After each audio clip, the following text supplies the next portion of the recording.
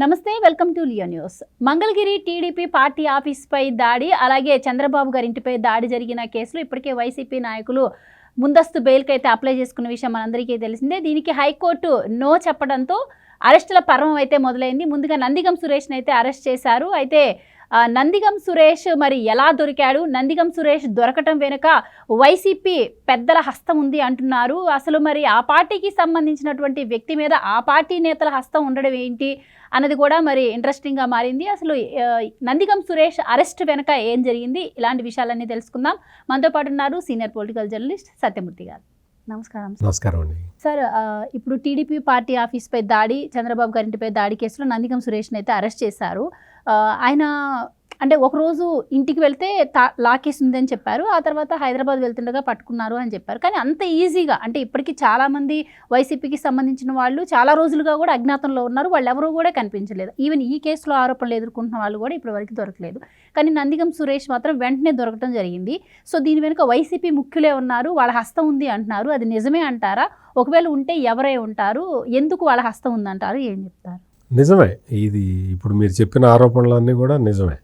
ఇప్పుడు చాలామంది పారిపోయారు, ఎక్కడ ఉన్నారో తెలీదు, వెతుకుతున్నారు పోలీసులు, వాళ్ళెవరు కూడా దొరకట్లేదు.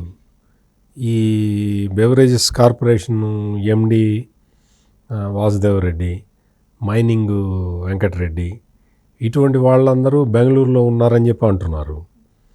కొంతమంది నేపాల్ వెళ్ళిపోయారు అంటున్నారు, కొంతమంది గోవాలో తలదాచుకుంటున్నారు అంటున్నారు.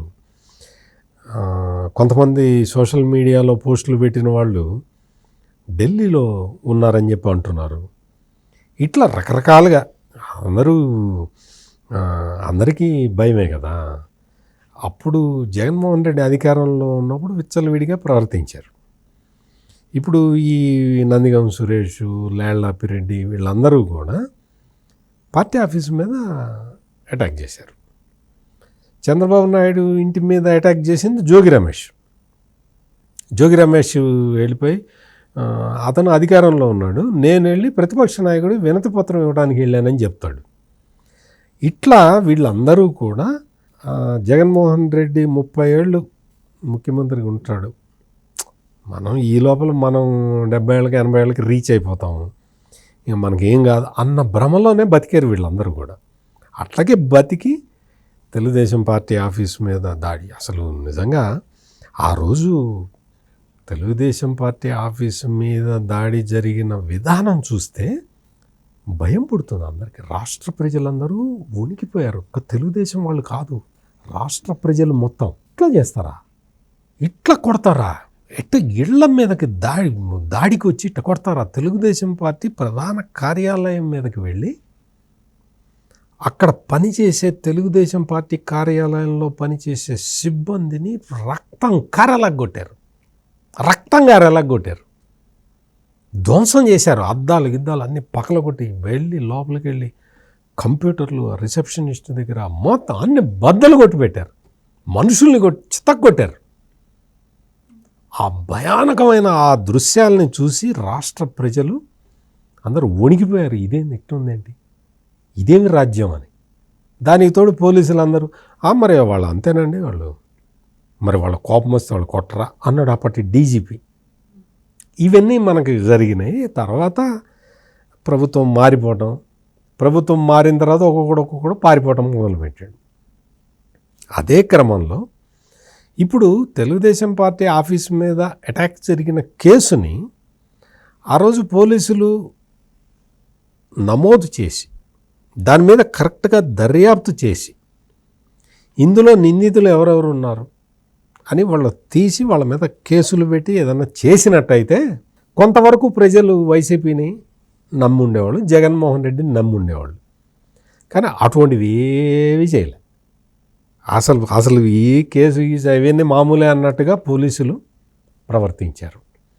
ఇప్పుడు కేసుని రీఓపెన్ చేసి మరి ఇంతమంది సిబ్బందిని గాయపరిచారు కదా, రక్త గాయాలు చేశారు కదా, మరి వాళ్ళందరి మీద అటెంప్ట్ మర్డర్ కేసులు పెట్టారు. ఎవరైతే వీళ్ళు అటాక్ చేశారో వాళ్ళ మీద ఈ కేసులన్నీ రీఓపెన్ చేశారు, మొత్తం దర్యాప్తు చేస్తూ ఉన్నారు.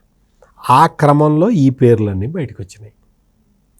వీళ్ళని మరి అరెస్ట్ చేయాలి. కోర్టు మీరు చెప్పినట్టే వాళ్ళు యాంటిసిపేటరీ బెయిల్కి అప్లై చేశారు, అది కుదరలేదు. దాంతో నందిగం సురేష్ని, లేళ్లాపరెడ్డిని కస్టడీలోకి తీసుకున్నారు. ఇంకా చాలామంది ఉన్నారు. దీని వెనక ఒక ఛానల్, న్యూస్ ఛానల్ కూడా ఉన్నది.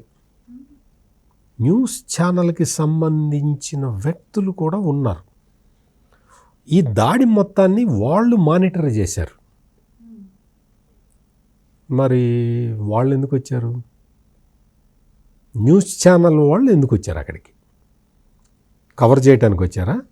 అంటే దాడి చేస్తారని ముందరే తెలుసా మీకు? ఇవన్నీ కూడా బయటికి రావాలి. ప్లస్ దాడి చేయించిన కీలకమైన వ్యక్తి ఎవరు? అంటే జగన్మోహన్ రెడ్డి డైరెక్ట్గా ఇన్వాల్వ్ అయి ఉన్నాడా? లేదు, జగన్మోహన్ రెడ్డి సజ్జల రామకృష్ణారెడ్డికి చెప్తే సజ్జల రామకృష్ణారెడ్డి ఆ టీవీ ఛానల్ వాళ్ళకి చెప్పి వీళ్ళందరినీ ఆర్గనైజ్ చేసి అటాక్ చేయించాట, ఏదో సంథింగ్. ఏం జరిగింది అనే దాని మీద ఇప్పుడు కూలంకషంగా దర్యాప్తు చేయటానికి మొత్తం రంగం సిద్ధమైంది. ఇప్పుడు ఏంటి అంటే ఈ వైఎస్ఆర్ కాంగ్రెస్ పార్టీకి సంబంధించి చాలా క్రూషియల్ పీరియడ్ ఇది. మొత్తం అందరి మీద కేసులు పెడుతున్నారు.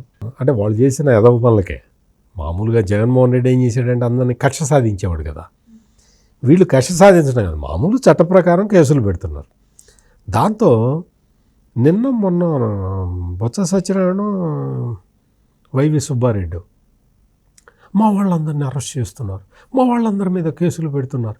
మొత్తం చంద్రబాబు నాయుడు విజయవాడలో వరదలు వస్తే వరదల్ని చూడకుండా మా మీద కక్ష సాధింపులు చేస్తున్నాడు. కక్ష సాధింపులు చేసి నువ్వు వెళ్ళి వాళ్ళ ఆఫీస్ మీద అటాక్ చేసి నీ పోలీసులతో నువ్వు కేసు పెట్టించకపోతే ఆ కేసును పోలీసులు రీఓపెన్ చేసి దర్యాప్తు చేస్తుంటే కక్ష సాధించినట్ట. ఇప్పుడు ఏంటి అంటే ఈ నందిగం సురేష్ పారిపోయాడు అక్కడి నుంచి. ఎక్కడికి పోయాడు ఎట తెలుస్తుంది మనకి? అంతకుముందర పిన్నెల్లి రామకృష్ణారెడ్డిని పట్టుకున్నారు హైదరాబాదులో, మెదక్ జిల్లాలో కంది దగ్గర పట్టుకున్నప్పుడు ఇప్పుడు పోస్టింగ్ రాకుండా వెయిటింగ్లో ఉన్న ఒక పోలీస్ ఆఫీసర్ అప్పుడు చాలా కీలకమైన పొజిషన్లో ఉండేవాడు. అతను ఫోన్ చేసి తెలంగాణ పోలీసులతో మాట్లాడి యాంటిసిపేటరీ బెయిల్కి వెళ్తున్నాడండి, అరెస్ట్ చూపించమాగండి అని చెప్పి రిక్వెస్ట్ చేసి, అంటే ఈ ఐపీఎస్లు అందరూ బ్రోకర్లలాగా పనిచేశారు. జగన్మోహన్ రెడ్డి రౌడీలకి, గూండాలకి బ్రోకర్లలాగా పనిచేశారు ఈ ఐపీఎస్లు అందరూ. చేసిన తర్వాత అతను కోర్టుకి అప్రోచ్ అయ్యాడు, యాంటిసిపేటరీ బెయిల్ తెచ్చుకున్నాడు. అప్పట్లో ఈ పిన్నెల్లి రామకృష్ణారెడ్డి ఆ సమయంలో. అంటే అది ఎలక్షన్ కమిషన్ కేసు, అది కూడా సీరియస్ కేసే. మరి ఈ విషయం ఐపీఎస్ ఆఫీసర్కి తెలీదా? జగనన్న కళ్ళల్లో ఆనందం చూడాలి, అదొక్కటే ధ్యేయం. అట్లా ఈ నందిగం సురేష్ పారిపోయిన తర్వాత ఆయనతో పాటు ఏదో ఒక టీవీ సీరియల్ నటి కూడా ఉన్నదని ఏదో అంటున్నారు. మనకి దాని గురించి మనకి పెద్దగా తెలీదు, మనకి అటువంటి విషయాలు మనకు అనవసరం, మనం రాజకీయ విషయాలే మాట్లాడదాం. ఆయన వచ్చిన తర్వాత హైదరాబాద్ వచ్చేసి మియాపూర్లో ఉన్నాడు అని చెప్పి వైసీపీకి సంబంధించిన వాళ్ళే పోలీసులకి సమాచారం ఇచ్చారు. ఎందుకు? కారణం ఏంటి అంటే మా వాళ్ళందరిని అరెస్ట్ చేస్తున్నారు. మొన్న మీకు జోగి రమేష్ కొడుకుని అరెస్ట్ చేసి, జోగి రమేష్ కొడుకు అగ్రిగోల్డ్ ల్యాండ్స్ కబ్జా పెట్టేసినప్పుడు, అంటే పోలీసుల ఆధీనంలో ఉన్న అగ్రిగోల్డ్ ల్యాండ్ని కబ్జా పెట్టాడు కదా జోగి రమేష్ కొడుకు. అతన్ని పోలీసులు అరెస్ట్ చేసినప్పుడు నన్ను బీసీని అరెస్ట్ చేస్తారా, నన్ను అది చేస్తారా, ఇది చేస్తారా అన్నాడు. చంద్రబాబు ఇంటి మీద దాడి చేసినప్పుడు బీసీ అని గుర్తు రాలా. ఆయన కొడుకు అరెస్ట్ కాగానే బీసీని ఇట్లా అణిచివేస్తారా అన్నాడు. అట్లా నందిగం సురేష్ని కూడా పట్టించి ఎస్సీల మీద దాడి చేస్తారా, ఎస్సీల మీద దాష్టీకం చేస్తారా, ఎస్సీలని అక్రమంగా కేసుల్లో ఇరికిస్తారా, ఎస్సీల మీద మీరు చంద్రబాబు ప్రభుత్వం కక్ష తీర్చుకుంటుందా అని ప్రచారం చేద్దామని ప్లాన్ చేశారు. ఆ ప్లాన్లో భాగంగా నందిగం సురేష్ ఎక్కడున్నాడో వాళ్ళందరికీ తెలుసు కదా.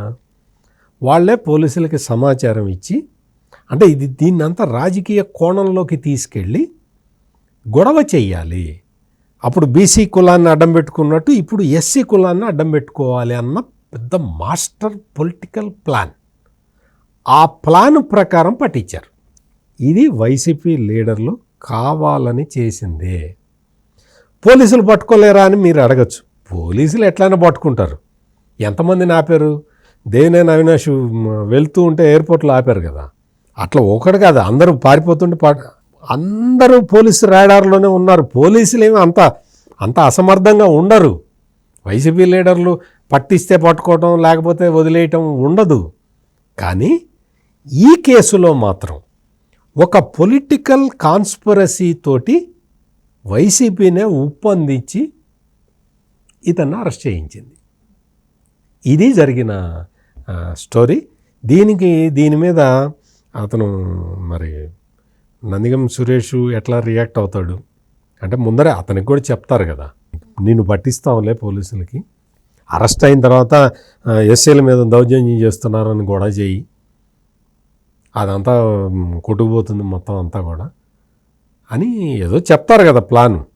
మరి దానికి అతను ఒప్పుకుని అరెస్టు, అతనే స్వచ్ఛందంగా అరెస్ట్ అయ్యాడా లేదు అతనికి కూడా తెలియకుండా వీళ్ళు కుట్ర పన్నారా అనేది ఇంకా కొన్ని రోజులు అయితే కానీ వెనకున్న వాస్తవాలు బయటికి రావు. అంటే ఇప్పటికీ నందిగం సురేష్కి సంబంధించినటువంటి ఒక పర్సను ఈ ఎంక్వైరీలో పోలీసుల దగ్గర ఓపెన్ అయ్యాడు. దీని అంతటి వెనక అంటే వీళ్ళు కేవలం పాత్రధారులే, సూత్రధారి వేరే ఉన్నారు అని చెప్పి ఆయన చెప్పడం అయితే జరిగింది. దీనికి సంబంధించి పోలీసులు కొంచెం కీలక సమాచారం అయితే సేకరించారు అంటున్నారు. అంటే దాని గురించి ఏం చెప్తారు? నిజమే అంటారా? ఉన్నారు సూత్రధారులు లేకుండా వీళ్ళే వచ్చి వీళ్ళందరూ పాత్రధారులే. సూత్రధారి ఉన్నాడు. ఆ సూత్రధారి ఎవరు అనేది బయటికి రావాలి, ఖచ్చితంగా బయటకు వస్తుంది. అంటే కేసు ఎస్టాబ్లిష్ చేసే భాగంగా అందులో ఆ క్రమంలో పోలీసులు అన్ని విషయాలని దర్యాప్తు చేస్తారు. ఆ దర్యాప్తులో మొత్తం లోపల విషయాలు కూడా బయటికి రావడానికి అవకాశం ఉంది. Right sir, thank you so much. నమస్కారం అండి.